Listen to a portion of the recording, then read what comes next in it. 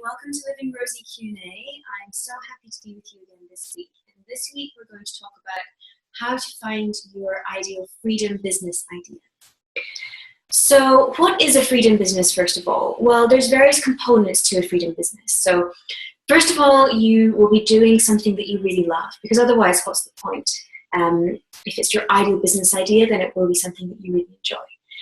Secondly, it's something that you can take anywhere and you can work from anywhere, so it's predominantly online. That's really, really key as well. And then thirdly, it's something that will allow you to work minimal hours. Now, obviously there's some work and there's some effort that goes into a business, but it's really something which, you can strip out all of the unnecessary components and just work and create the most efficient and the most sort of leveraged return on your time as well. Fourthly, you're going to want to create impact in your business, and that's really important, to feel like you have a purpose in your role. And it's something that I, for one, really missed when I was in the corporate world, and I just didn't really see the point in my role. And I think that when you have a business, you want to make sure that you are giving something to other people and to the world. And finally, of course, you need to earn the income that you desire to fund your ideal lifestyle. So these are the components of a freedom business. So how do you find your freedom business idea? Well, first of all, like I said, it's got to be something that you love doing. So think about what you really enjoy. Maybe there's something in there that you could really work with. Also have a look at your skills. And these are both professional skills like, Excel or team building or all these kind of things, alongside more personal skills like listening and coming up, just being a nice person and being the kind of person that people want to come to you for. And then that follows on to the next point as well, which is, have a think about what your friends come and ask you about. What do they want advice on you from? So maybe it's relationships, or maybe you're the go-to girl for when they want to get a promotion and they want to know how to talk to their boss. But what is it that they're asking you advice on? Because that could be really crucial as well. Now, everybody has within them this unique blend of skills, of talents, of experiences that when you can tap into the correct combination, that's what gives you your freedom business idea. So for example, with me, I combined my business acumen and I worked in investment banking, I consulted hedge funds, I knew how to launch a business and how to run a business.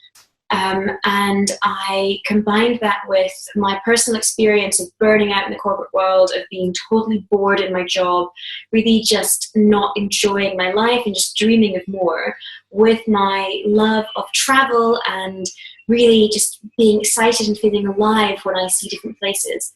And together, when you put them together, that creates Living Rosie, which is a very unique combination, which nobody else can really create in exactly the same way I can create. And that's a discussion on branding that we can have in another time. But so that's just an example of what you can do, and you will have this unique combination as well. So a few other things to think about. First of all, when you create a real transformation in someone's life, it's really, really powerful, and it really makes you feel amazing. It gives you that purpose. So thinking of something that you can really help people with, that will be very, very powerful. And again, the value to them of really having this huge transformation in their lives. I mean, if you think about Living Rosie and how I help women create their freedom businesses and create their dream lifestyles, I mean, really that's priceless. But even if you think about it in terms of their earning potential, if they're, wanting to target, say, £10,000 per month, they've paid for the program, most expensive private program in half of a target month. So you can see how even though the value is huge, you're still, creating a lifestyle from that, and being able to pay for your lifestyle from just a tiny, tiny bit of that value. So think again about how you can create huge value and huge transformation in somebody's life. And then the other piece to think about is really your business model. How will you operate your business? So don't go and get premises if you really want to go traveling 6 months of the year, if you really want to tap into a global market and speak with people from different countries every single day, because premises just aren't going to be useful to you, and they're actually going to hold you back. So really have a think about, how you want to structure your business and what it could be. And things like Skype coaching, phone coaching, online programs, they're really great for tapping into this online component and making you be able to work from anywhere. So these are really the components of building a business and finding the business idea. Obviously, I run, proper programs on this if you're interested, but you can, have a think about that for yourself as well. So we've got a couple of questions from people in the Living Rosy community. And again, if you want to have a question and get it answered, then please head over. There'll be a link below this video. You can head over to the community and have your questions answered as well. So Susan Ho asks, what motivates you to get something done? How do you stay focused? Well, Susan, I think it comes back to, why are you doing that thing? Do you really, really, really want to do it? And if you are doing something that you really love and, you're creating huge change in your clients' lives and you have a purpose, that's an amazing motivation. That makes you just want to jump out of bed every morning and get started.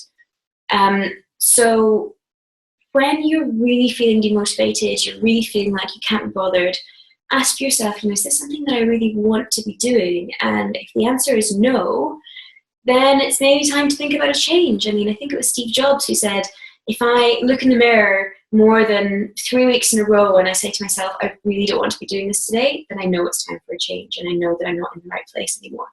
So check in with yourself, find out if you're really happy with what you're doing. If not, it's always possible to change that.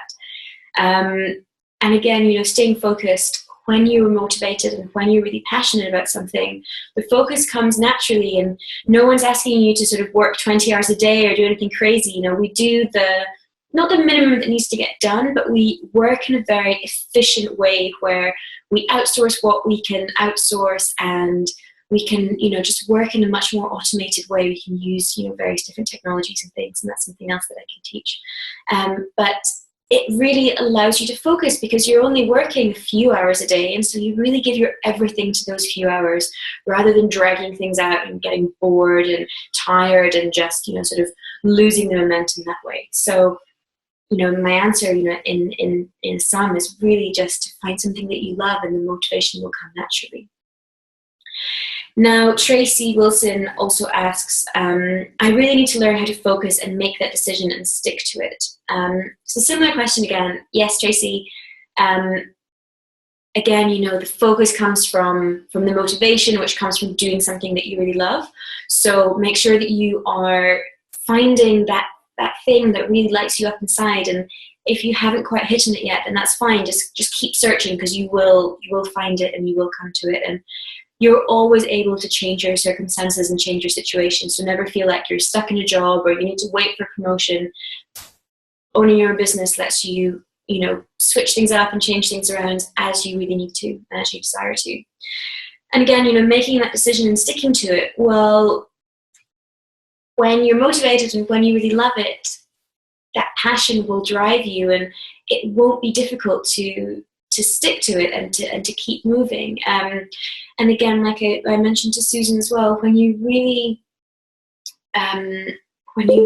love what you do and you're not working too hard in it, so you're not burning out, that momentum just continues and it's really possible. So it all comes back to just really loving what you do and not letting yourself overwork. So I hope that answers your question. And like I said, if you do have other questions for next week, then please send them over, ask them in the Living Rosy community. I'll put the link below the video. And I will see you very, very soon. Thanks, guys.